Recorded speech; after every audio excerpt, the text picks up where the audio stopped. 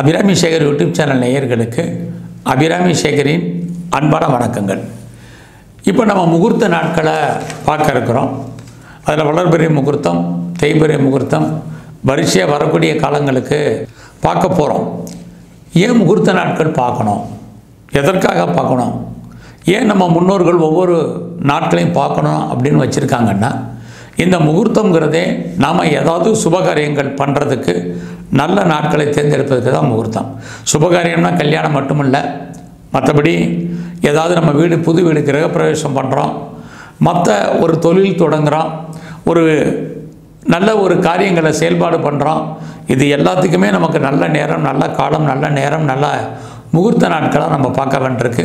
இது மட்டும் இல்லை, நம்ம வித்யாரம்பம் பண்ணுறோம், மொட்டை எடுக்கிறோம், காது குத்துறோம், சடங்கு வைக்கிறோம், இப்படி நம்ம வீட்டில் நடக்கக்கூடிய எல்லா விதமான சுபகாரியங்களுக்கும், நம்ம நாட்டில் நடக்கக்கூடிய கோயிலில் நடக்கக்கூடிய சுபகாரியங்களுக்கும் நம்ம முகூர்த்த நாட்கள் பார்க்க வேண்டியது இருக்குது. அப்படி பார்க்கிற போது சில குறிப்பிட்ட நாட்கள் மட்டும்தான் முகூர்த்த நாட்களாக அமையும். ஏன் இதை முகூர்த்தம் பார்க்குறோம் அப்படின்னா, எங்கள் குருநாதர் சொல்வார், ஒரு ஜாதகத்தில் என்ன தோஷங்கள் இருந்தால் கூட ஒரு நல்ல முகூர்த்தத்தில் திருமணம் பண்ணும் பொழுது ஒரு ஆண் பெண் ஜாதகம் ரெண்டு பேருடைய மன வாழ்க்கையும் ரொம்ப மகிழ்ச்சிகரமாக இருக்கும், அந்த தோஷத்தினுடைய தன்மை குறையும் அப்படின்னு சொல்லியிருக்காரு. அதனால தான் முகூர்த்த நாள் பார்க்குற போது ஒரு பெண் ஜாதகத்துக்கும் ஒரு ஆண் ஜாதகத்துக்கும் நம்ம பொருத்தம் பார்த்து திருமணத்தை ஃபிக்ஸ் பண்ணும்போது ரெண்டு பேருடைய நட்சத்திரத்துக்கும் தாராபலன் என்ன இருக்குதுன்னு பாருங்கள். அந்த தாராபலத்தின் அடிப்படையில் தான் நம்ம முகூர்த்த நாளை ஃபிக்ஸ் பண்ணுறோம். இந்த தாராபலம் வெறும் திருமணத்துக்கு மட்டுமில்லை, எந்த காரியத்தை எடுத்தாலும் சரி, ஒருத்தவங்களுடைய ஜென்ம நட்சத்திரத்துக்கு தாராபலம் நல்லா இருந்தால் மட்டும்தான் சரியான முகூர்த்த நாளாக இருக்கும். அதை நீங்கள் நல்ல உங்கள் ஜோசியர்கிட்ட கேளுங்க. கேட்டு தாராபலத்தின் அடிப்படையில் சந்திராசிரமம் இல்லாத நாட்களாக நீங்கள் முகூர்த்த நாளை ஃபிக்ஸ் பண்ணும் பொழுது நம்ம ஜாதகத்தில் தெரிஞ்சும் தெரியாமல் தோஷம் இருந்தாலோ, நாம் பரிகாரம் பண்ணியிருந்தாலோ பண்ணாமல் இருந்தாலோ அத்தனை தோஷங்களும் நல்ல முகூர்த்தத்தில் அடிபட்டு போகும். அதுக்காகத்தான் நம்ம முகூர்த்த நாளை நம்ம பார்க்குறதுக்கு காரணம். இங்கே நம்ம வளர்பிறை முகூர்த்தம், தேய்பிறை முகூர்த்தம் எதுவாக இருக்குது அப்படிங்கிறத பொதுவாக நம்ம பார்க்குறோம். நமக்கு என்னென்ன உங்களுக்கு வளர்பிறை வேணுமோ வளர்பிறை முகூர்த்தத்தை எடுத்துக்கோங்க. ஆனால் வளர்பிறை முகூர்த்தங்கிறது ஒன்லி நம்ம கிரகப்பிரவேசத்துக்கு மட்டும்தான், குறிப்பாக புது வீடு கட்டி நம்ம ஹவுஸ் வார்மிங் பண்ணுறதுக்கு மட்டும்தான் வளர்பிறை முகூர்த்தம் தேவை. மற்ற எந்த காரியங்களுக்கும், அது திருமணமாக இருக்கட்டும், சடங்காக இருக்கட்டும், மொட்டை போடுறதாக இருக்கட்டும், இதுக்கெல்லாம் தேய்பிறை முகூர்த்தம் போதுமானது. முதலாக ஒரு குழந்தைக்கு நீங்கள் வித்யாரம்பம் கொடுக்குறீங்க, கல்வி கொடுக்குறீங்கன்னா மட்டும் வளர்பிறையில் எடுங்க. மற்றபடி ஒவ்வொரு காரியத்துக்கும் நம்ம வளர்பிறை பார்க்கணுங்கிற அவசியம் இல்லை. நல்ல முகூர்த்த நாட்கள், மறுபடியும் நான் சொல்கிறேன், யாருக்கு என்ன காரியம் பண்ணுறோமோ அவங்களுடைய ஜென்ம நட்சத்திரத்துக்கு தாராபலத்துக்கு உகந்த நாட்களை எடுத்தாலே போதுமானது.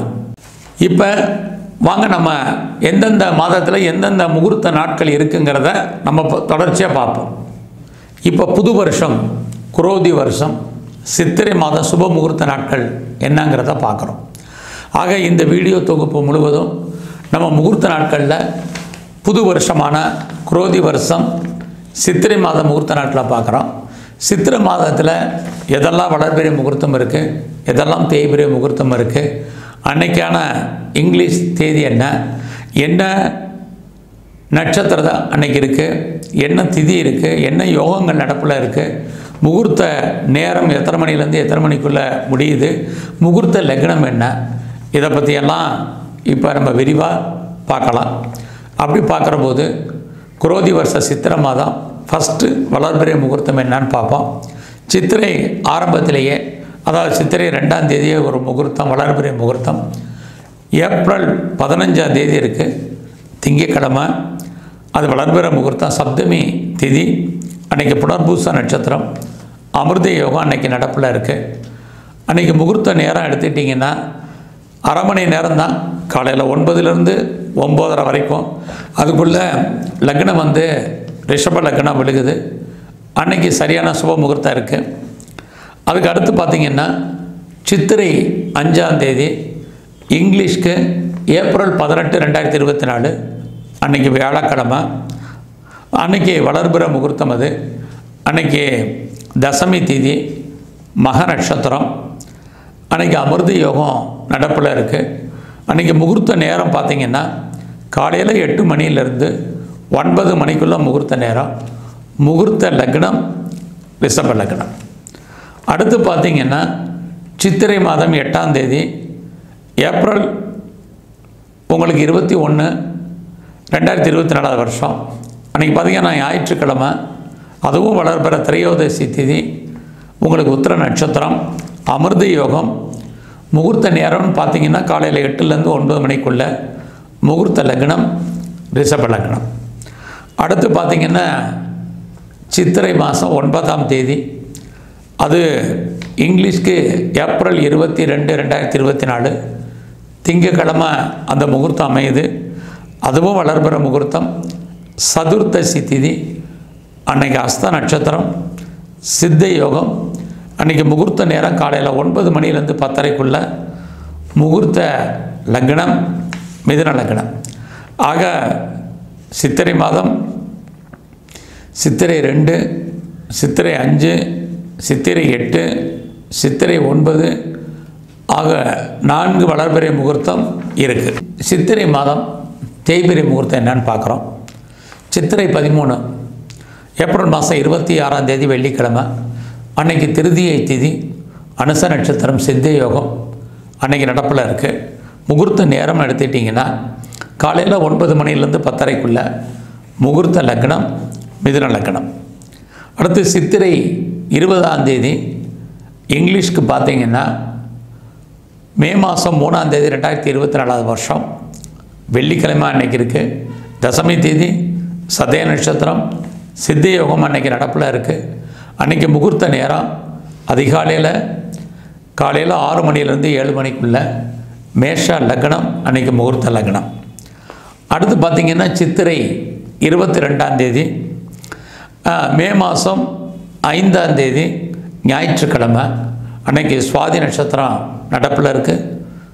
உத்திரட்டாதி சுவாதி திதி, துவாதசி திதி, உத்திரட்டாதி நட்சத்திரம், அமிர்த யோகம் இருக்குது.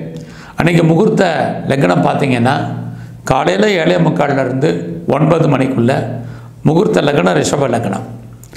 அதுக்கடுத்து சித்திரை 23ஆம் தேதி மே மாதம் 6ஆம் தேதி திங்கக்கிழமை அன்றைக்கி திரையோதசி திதி, ரேவதி நட்சத்திரம், அன்றைக்கி சித்த யோகம் இருக்குது.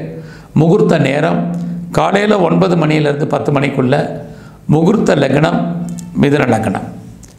அடுத்து சித்திரை மாதத்தினுடைய கடைசி முகூர்த்த நாள் சித்திரை 30, அது மே மாதம் 13ஆம் தேதி 2024 வருஷம் திங்கக்கிழமை, சஷ்டி திதி, புனர்பூச நட்சத்திரம், அன்றைக்கி அமிர்த யோகம் இருக்குது.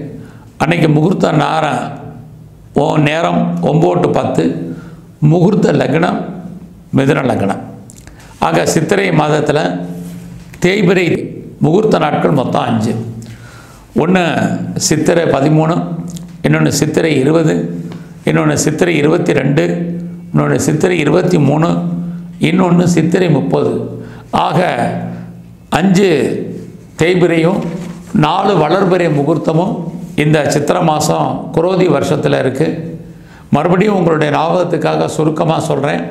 வளர்பிறை முகூர்த்தம் மொத்தம் 4. சித்திரை 2 இங்கிலீஷ்க்கு ஏப்ரல் 15, சித்திரை 5 ஏப்ரல் 18, சித்திரை 8 ஏப்ரல் 21, சித்திரை 9 ஏப்ரல் 22. தேய்பிறை முகூர்த்தம் எடுத்துட்டிங்கன்னா சித்திரை 13 ஏப்ரல் 26, சித்திரை 20 மே மாதம் 3ஆம் தேதி, சித்திரை 22 மே மாதம் 5ஆம் தேதி, சித்திரை 23 மே மாதம் 6ஆம் தேதி, சித்திரை 30 மே மாதம் 13ஆம் தேதி.